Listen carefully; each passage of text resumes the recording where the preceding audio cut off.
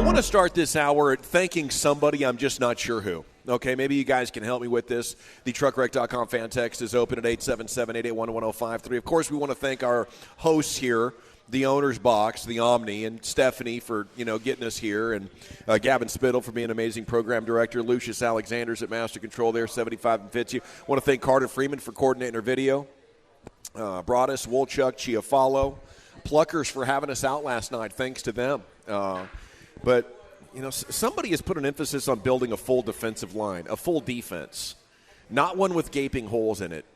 And maybe it's Will McClay, maybe it's Mike McCarthy, maybe it's Dan Quinn.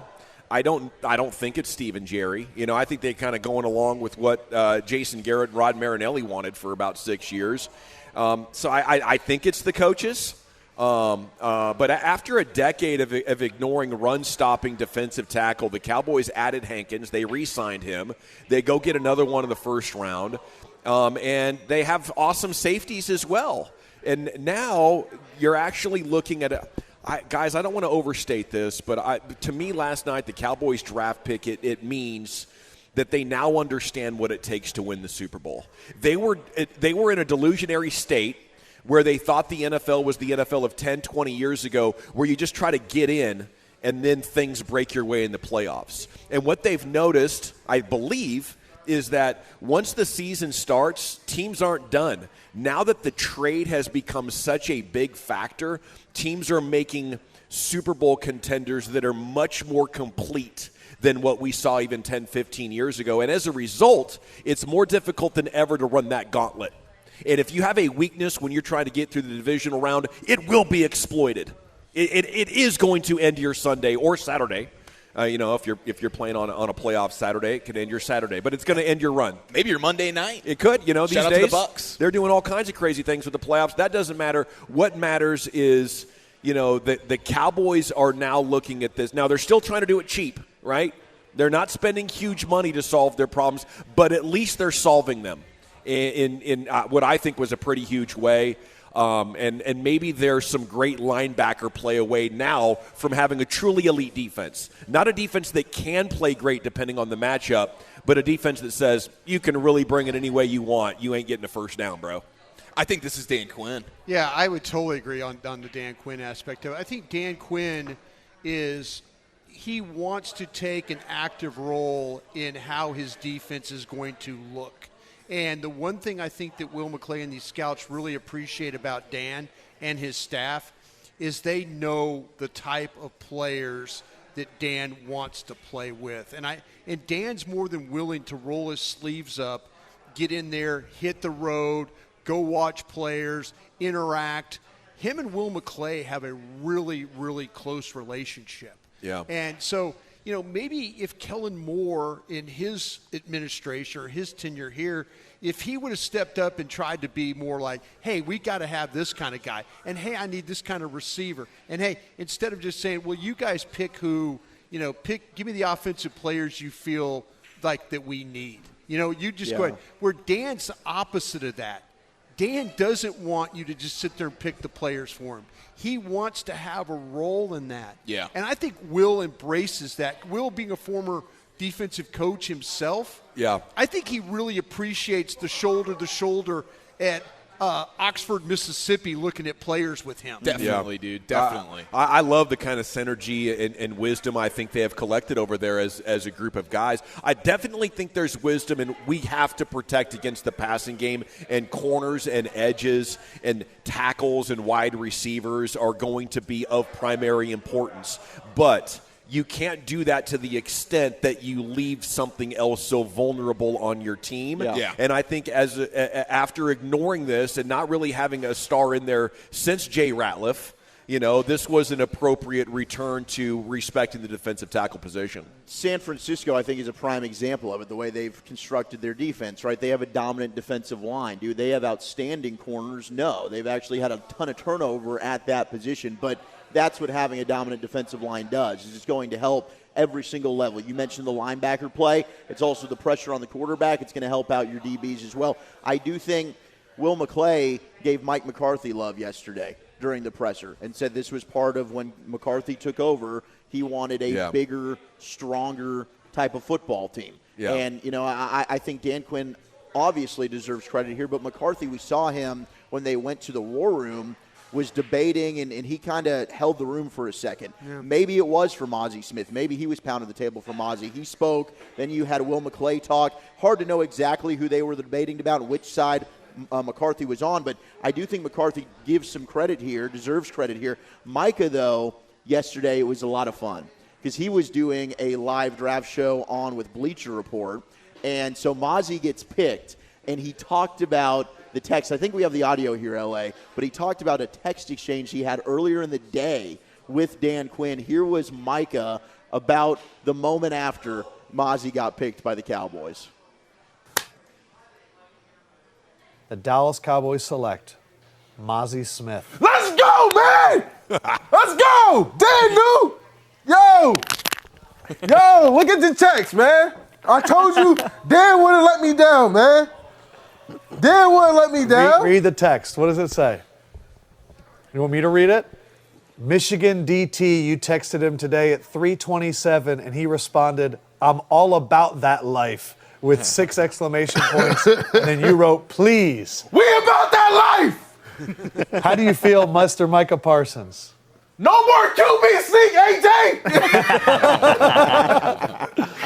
Wow. Huge. It's just so much fun, like seeing his reaction, the joy to it. And Mike has talked about his love for football, and he gets super into this. But you're right. I think McCarthy deserves love, but there's no doubt Dan Quinn does as well, because you talked about the emphasis Marinelli used to have in that room. Well, I think they overdid it. I think that if Mike McCarthy is observant, he needs to see what Dan Quinn's doing on the other side of the building there.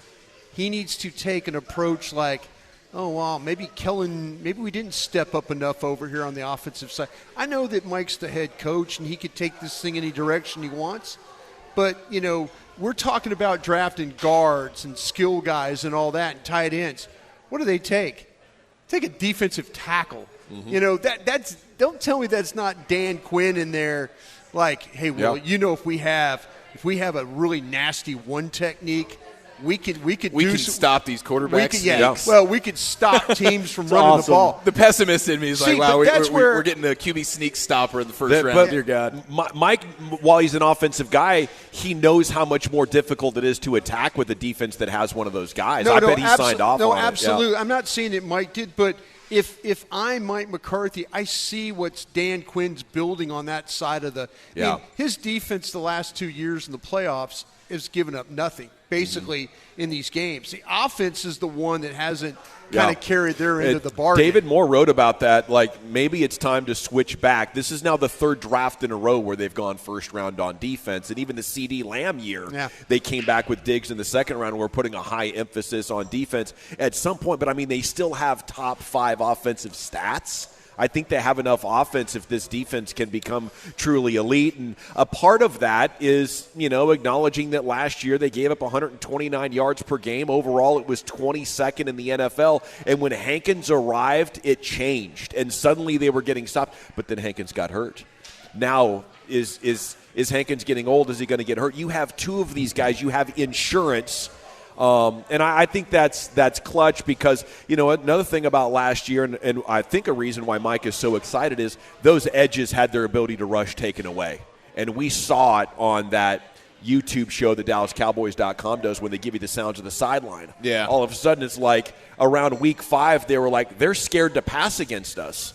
And the teams that could run were an absolute bitch to try to beat in the second half of the season. Yeah. They were a team that got bullied and pushed around. And 2 years ago, last offseason, that was our calling card, right? Mm-hmm. They talked about the Niners. They talked about the game against Denver where they got absolutely face smacked, right? This team in 2 years, you've had an overhaul and definitely a diversion now in kind of team building of what we're doing by getting more physical up front, getting stronger. This isn't a finesse team anymore. This isn't a team you're going to bully and push around. They're here to hit you in the mouth. Yeah, and there were times where out of desperation, it's, okay, DeMarcus Lawrence, you have to go get kicked inside now and try to be a beast in the middle of a defense, and that's really an unfair ask for you, but that's where the defense found themselves, and so now that won't be the case anymore. So if you're DeMarcus Lawrence, if you're Micah Parsons, this is as much of a home run pick as you could imagine. But I do wonder, are we having different conversations about this if Dalton Kincaid is there? I don't think so. I think that they were going to go Mazi over to Kincaid. I don't think Kincaid, and I could be wrong, I don't think he was their highest-rated tight end. He was mine. Yeah. But I think they were probably going to plan with Mazi over Kincaid. I've seen some of the beat reporters mention that as well, because I think that's a question a lot of people have. Yeah. Because I mean, the Bills clearly thought, like, we got to get ahead of the Cowboys to get our guy here. That's a tremendous marriage. Josh Allen with Dalton Kincaid. Fantasy football fans, get ready for a big Dalton Kincaid breakout rookie season. Yeah, he's an explosive player. There's at least one more explosive tight end on the board. Maybe that's what the Cowboys want to do tonight at 58 with Musgrave, right? Oregon State, Laporta, Iowa was a very productive tight end. Heard some great stuff about him last night. Kyle Yeomans, he led the rushing attack, as a blocking tight end, an absolute, workhorse in that regard. Wasn't great at it, but was very willing and was, obviously smart enough to handle a lot of blocking responsibilities. So there's a couple of different amazing things I think the Cowboys could do tonight at 58 to still really make this team better. I love the idea of getting after it with an inside linebacker, though, to shore up this run defense just a little bit more. I don't think at this point you can have much faith that Damone Clark's going to be the player that we'd hoped for last year when they were able to pick him up. That the early returns aren't good. Yeah. Certainly he has plenty of room to grow and lots of upside as a great athlete. But you can't count on that right now. And that's your weak spot, that and left guard right now. Yeah, right? and Mazi Smith should do, he should be making all these linebackers better. But how much better is a great question for guys like Damone Clark. But I do think that not only is it Dan Quinn, but I think the Cowboys looked around at the teams that they're competing with in this conference, and they say, well, geez, the Eagles have invested quite a bit there in that, not only D-line, but the interior of the defensive line. And the Niners, another team, absolutely, not only just on the D-line, but specifically the interior. They took Hargrave from Philadelphia and just made him a Niner. And so you're seeing the other top teams in your conference going heavy into making sure they got dominance in the interior. And so the Cowboys are like, well, dang, we probably need to get on board here as well. Yeah, the Eagles went back to the well, to your point, with Jalen Carter. They made the replacement for Hargrave. That's a bummer. He was the top-rated player on Brian and my boards. I hope he doesn't end up working out now that he's a Philadelphia Eagle. But, gosh, I mean, that's what you got to do. And the 49ers have put in premium picks to that. When you look over the course of their years, Tarek Armstead, the kid from South Carolina a few years ago as well. Yeah, Javon Kinlaw. So, I mean, this is something where other teams that have had success within your own conference, they have put an emphasis on the big boys inside. And seeing this dude's build, like watching him walk through the facility at 330-plus pounds and the way that it's all – He can move for his size. Oh, he can absolutely move. He's a rare prospect as a one-tech. But, I mean, he wears that 330-plus pounds impeccably well. And what's the one thing we've always heard from guys like Bill Belichick and Nick Saban when they go to these combines? They're looking at that tuchus. Yeah. And I think this guy leads the draft in tuchus for the year 2023. That is double-cheeked up, freaking tank rear end. Yes. I'm like, bro, you got the greatest ass in the draft. You can be on my team. The first line of my notes were power bottom. Yeah. Power bottom. Huge. Yeah, there's no question he is.